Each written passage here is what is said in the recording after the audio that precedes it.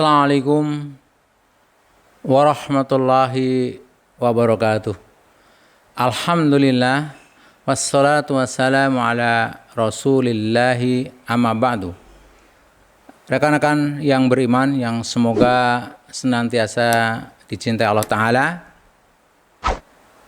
pada kesempatan kali ini saya akan menyampaikan motivasi dan inspirasi Islam dengan tema rahasia meningkatkan produktivitas beramal di 10 hari terakhir di bulan Ramadan.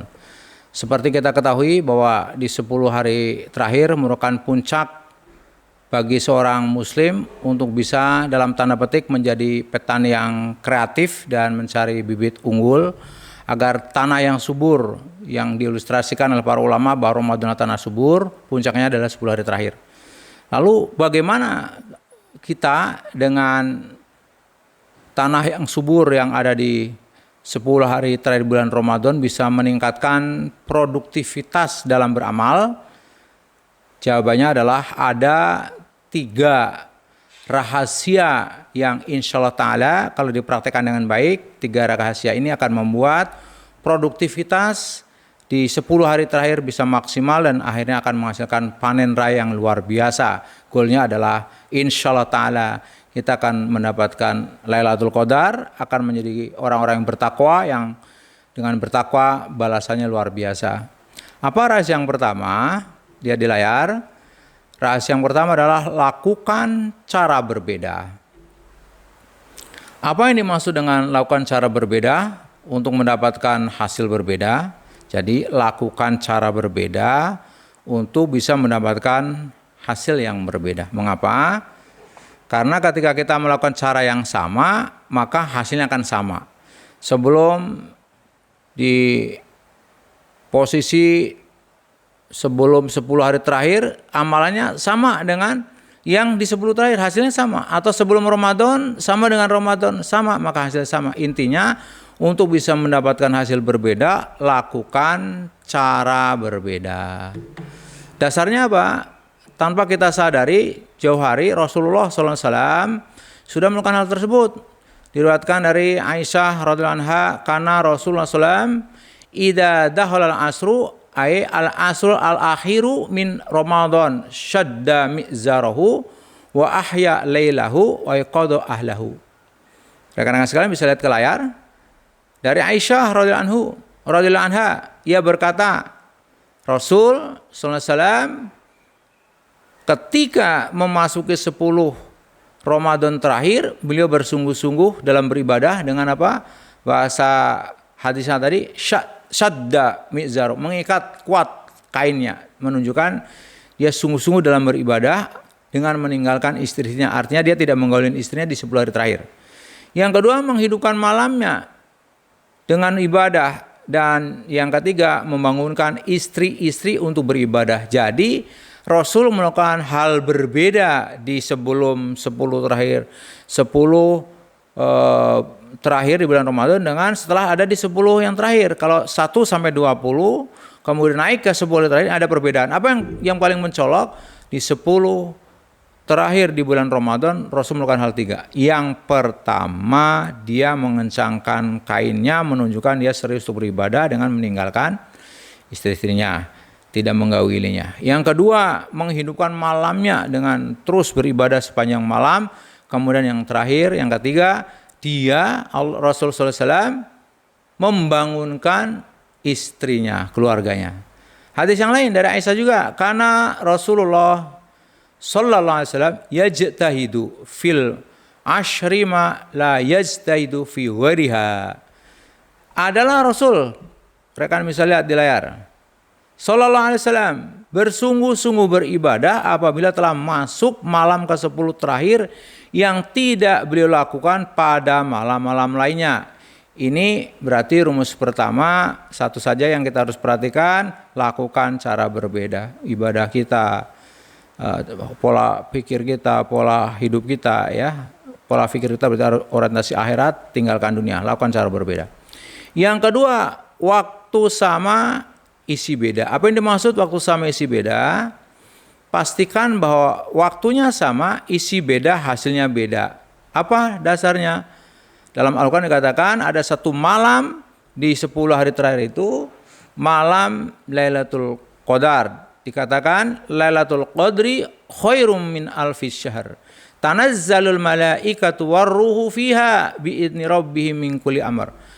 Maka malam kemuliaan itu lebih baik daripada 1000 bulan. Pada malam itu turun para malaikat dan malaikat Jibril dengan izin Tuhannya untuk mengatur semua urusan. Bayangkan waktunya sama, semalam 24 jam.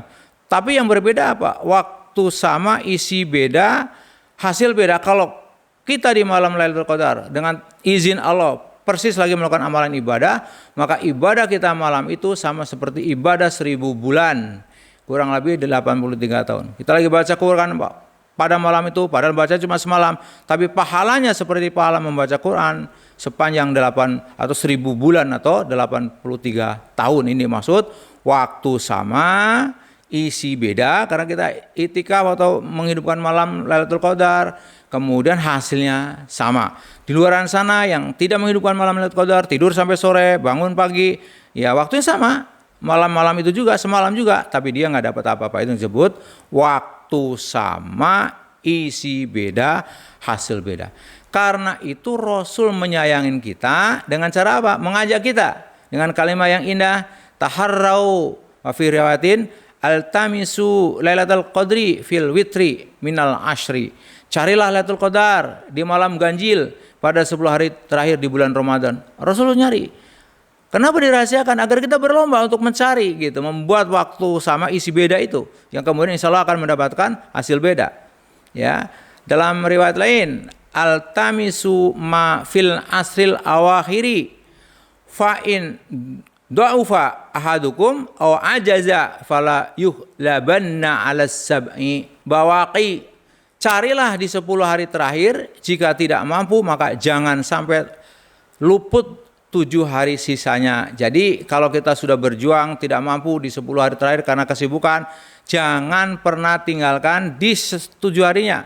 Artinya yang itikaf jelas menghidupkan malamnya, yang dengan izin Allah tidak bisa itikaf satu dan hal, walaupun di rumah tetap diupayakan untuk menghidupkan malamnya. Walau alam, barangkali Allah sayang kepada kita dan kita mengupayakan sekecil apapun upaya kita pasti akan dibalas. Dan yang terakhir, setelah rahasia pertama melakukan cara berbeda untuk mendapatkan hasil berbeda, rahasia kedua waktu sama, isi beda, hasil beda, maka kita harus masuk ketiga. Itu Pak, hari ini harus lebih baik dari kemarin. Rumus ini sudah pernah kita bicarakan ketika di video pertama sebelum ini, maksudnya video sebelum ini untuk bicara tentang bagaimana membuat Ramadan lebih baik. Tapi boleh saya mengulang sedikit di sini bahwa kaitannya dengan meningkatkan produktivitas amaliyah Ramadan di 10 hari terakhir juga perlu rumus ini, yaitu hari ini harus lebih baik dari kemarin. Dasarnya apa? Sebagian ulama mengatakan ini kaulnya Umar bin Khattab yang berbunyi mangkana yaumu khairon min amsi wa huwa robihun. Barang siapa yang hari ini lebih baik dari hari kemarin, maka dialah orang-orang yang beruntung. Kalau hari ini sama dengan kemarin, tertipu atau rugi. Siapa yang hari ini lebih buruk dari kemarin, celaka atau terlaknat. Jadi pilihan kita satu saja, hari ini harus lebih baik kemarin. Kenapa? Kita merindukan husnul khotimah. Husnul 2 kata, husnul dan khotimah. Husnul itu berarti baik, khotimah akhir, ya akhir yang baik. Bagaimana mungkin kita akan mendapatkan akhir yang baik kalau kita nggak membiasakan hal yang baik? Karena itu dikatakan di sana bahwa kebaikan adalah sebuah kebiasaan, maka biasakanlah dengan baik. Demikian pula ketika kita masuk di 10 hari terakhir, jadikanlah 10 hari terakhir di bulan Ramadan ini menjadi 10 hari terakhir di bulan Ramadan yang terbaik sepanjang dari berapa banyak 10 Ramadan terakhir yang sudah kita lewati. Ini yang terbaik insya Allah. Lalu bagaimana rumusnya? Ini juga sudah kita bicarakan di pertemuan sebelumnya, tapi mau nggak mau harus dipakai juga rumus ini dalam rangka mencari bagaimana menjadi 10 Ramadan terakhir ini menjadi yang terbaik buat kita dengan matematika waktu 10 terakhir bulan Ramadan. Nah, yang lalu kita sama-sama tahu bahwa dalam matematika waktu yang pertama dibagi, yang kedua ditambah, yang ketiga dikurang, dan yang keempat kali. Apa perbedaannya? Isinya. Kalau kemarin kita secara umum bicara tentang Ramadan 30 hari. Hari bicara 10 hari terakhir. Apa yang dibagi? Pastikan yang dikerjakan selama 10 hari terakhir itu yang didahulukan, yang diprioritaskan, kerjakan yang penting dan mendesak. Yang kedua, penting tidak mendesak. 3, mendesak tidak penting. Yang keempat, tidak mendesak, tidak penting. Jadi dahulukan yang penting dan mendesak. Bagi yang mampu memungkinkan penting dan mendesak, masuk masjid. Sudah. Selama di masjid apa yang penting mendesak? Pertama tentu orientasi hidup dirubah menjadi akhirat. Kurangi sekecil mungkin bicara dunia. Yang kedua penting dan mendesak apa? Banyak melakukan amalia-amalia penghias Ramadan. Banyak melakukan penghayatan terhadap makna Lailatul Qadar dan sebagainya. Intinya yang membuat hati kita dengan itu bisa didahulukan untuk apa? Agar bisa mendapatkan yang utama. Setelah penting dan mendesak, baru penting tidak mendesak. Ya, mendesak tidak penting dan padanya tidak penting tidak mendesak. Jadi rekan-rekan yang ingin mengetahui lebih jauh tentang skala prioritas ini bisa dilihat di video sebelumnya. Yang kedua ditambah, di sini ada tambahan. Yang ditambah di samping tentu amalia penghias Ramadan yang pernah kita bicarakan, yang paling utama berkaitan dengan 10 hari terakhir adalah ditambah penghayatan Lailatul Qadar. Jadi penghayatan Lailatul Qadar ini harus ditambah. Oke. Ada berapa penghayatan Lailatul Qadar yang bisa kita lihat? Ada 3. Yang pertama, makna Lailatul Qadar yang pertama adalah penetapan atau pengaturan. Makna Lailatul Qadar yang kedua adalah malam kemuliaan. Dan makna Lailatul Qadar yang ketiga adalah malam yang sempit. Saya akan lihat dari makna pertama, ditambah penghayatan kita bahwa Lailatul Qadar maknanya ada penetapan atau pengaturan, ya. Maknanya penetapan atau pengaturan. Lalu apa yang ditetapkan? Makna Al-Qadar adalah penetapan atau pengaturan. Artinya malam Lailatul Qadar, teman-teman bisa lihat di layar, adalah malam penetapan Allah dalam menentukan perjalanan hidup manusia. Sehingga dapat dikatakan bahwa malam Lailatul Qadar merupakan malam penetapan takdir manusia dalam batas waktu 1 tahun ke depan. Siapa yang merindukan ada perubahan hidup dalam ekonomi, dalam spiritual, karir, rumah tangga, kesehatan, ini saatnya momentum kita mengadakan pembaruan takdir dalam tanda petik, karena ini bagian takdir yang bisa dirubah. Ada takdir yang nggak bisa dirubah, ada takdir yang tidak bisa dirubah tapi bisa dikelola maksud saya. Dan yang ketiga adalah takdir yang dalam tanda petik 100% pada pilihan kita. Dan termasuk malam Lailatul Qadar kita berikhtiar mencari turunnya Lailatul Qadar dalam apa? Ikhtiar untuk merubah takdir kita setahun yang akan datang. Sehingga dapat dikatakan bahwa malam Lailatul Qadar merupakan malam penetapan takdir manusia dalam waktu 1 tahun ke depan. Sehingga dianjurkan ini bagi kita umat muslim banyak berdoa di malam Lailatul Qadar untuk memohon perlindungan dan takdir yang baik dari Allah. Sebab hanya Allah satu-satunya yang dapat menetapkan dan mengubah jalan hidup manusia sesuai dengan kehendak Allah Subhanahu wa taala. Ini saatnya rekan-rekan kita untuk memulai sekarang bagaimana dengan di 10 hari terakhir ada peluang bagi kita merubah dalam tanda petik takdir kita menuju takdir yang lebih baik. Maka kepada yang sempat, mari masuk iktikaf. Kepada yang tidak, minimal di rumah menghidupkan malam Lailatul Qadar, jangan ditinggalkan begitu saja. Yang kedua, malam Lailatul Qadar disebut malam kemuliaan. Makna malam Lailatul Qadar yang kedua itu sebagai malam kemuliaan. Lailatul Qadar disebut malam yang mulia karena bertepatan dengan sejarah turunnya Al-Quran di zaman Nabi. Oleh sebab itu malam Lailatul Qadar menjadi titik tolak dari semua kemuliaan yang diraih. Dan yang ketiga, malam yang sempit. Ini luar biasa. Apa yang dimaksud malam yang sempit? Karena malam Lailatul Qadar disebut malam yang sempit karena akan banyak malaikat turun ke bumi, termasuk malaikat Jibril. Para malaikat-malaikat ini turun atas izin Allah untuk apa? Mengatur segala urusan seperti yang diterangkan dalam Al-Quran surat Al-Qadar. Inna anzalnahu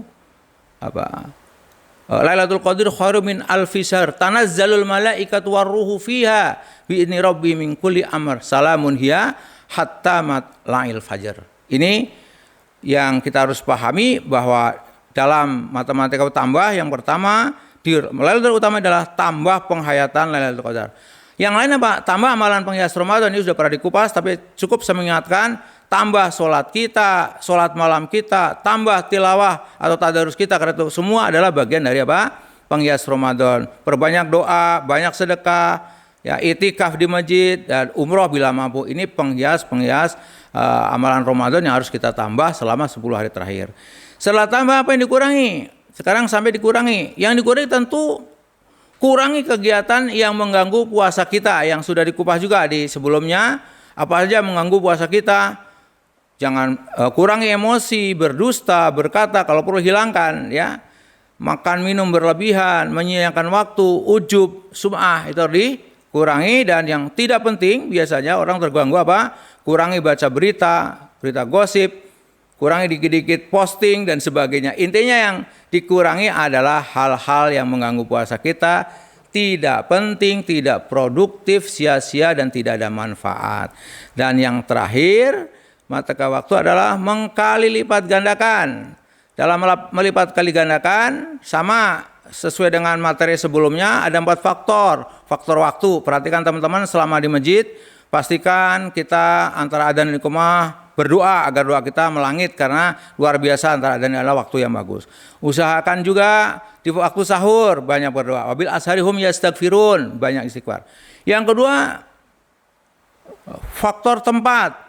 Perhatikan saja, kalau di waktu-waktu jelas ada satu malam yang lebih baik dari 1000 bulan, maka dihidupkan malamnya.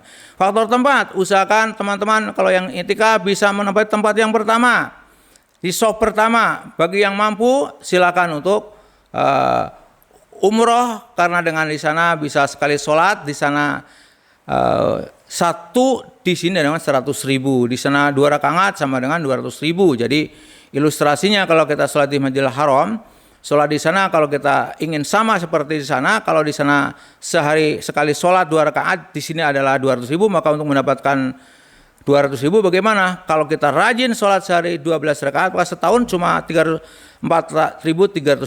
Pendek kata, setelah dihitung, kalau di sana 10 menit sholat 2 rakaat, maka untuk menyamai di sana 200.000, di sini harus sholat sebanyak 46 tahun. Itu ya. Cara, kalau kita udah tahu cara ini, kasih orang lain, ajak orang lain itikaf, ajak orang lain menghidupkan malam Lailatul Qadar, maka kalau dia dapat hidayah sebab itu, maka setiap melakukan kebaikan mengalir kepada kita. Dan yang terakhir, dampak, yaitu apa? Seperti kita memberi buka puasa, kita punya pahala yang banyak-banyak lah. Intinya banyak sedekah, sedekah jariyah dan lain-lainnya. Ini rekan-rekan yang bisa saya sampaikan dalam rangka pembekalan 10 hari terakhir. Jangan lupa ada 3 tadi rahasia yang kita harus menguasainya. Jadi ada 3 rahasia yang kita harus ingat. Rahasia tadi adalah yang pertama, lakukan cara berbeda. Yang kedua, hari ini harus lebih baik. Dan yang ketiga adalah dengan cara di mana rahasia ini mengajarkan kepada kita hari ini lebih baik. Jadi yang pertama, lakukan cara berbeda. Waktu sama isi beda, hari yang lebih baik dari kemarin. Semoga bermanfaat. Assalamualaikum warahmatullahi wabarakatuh.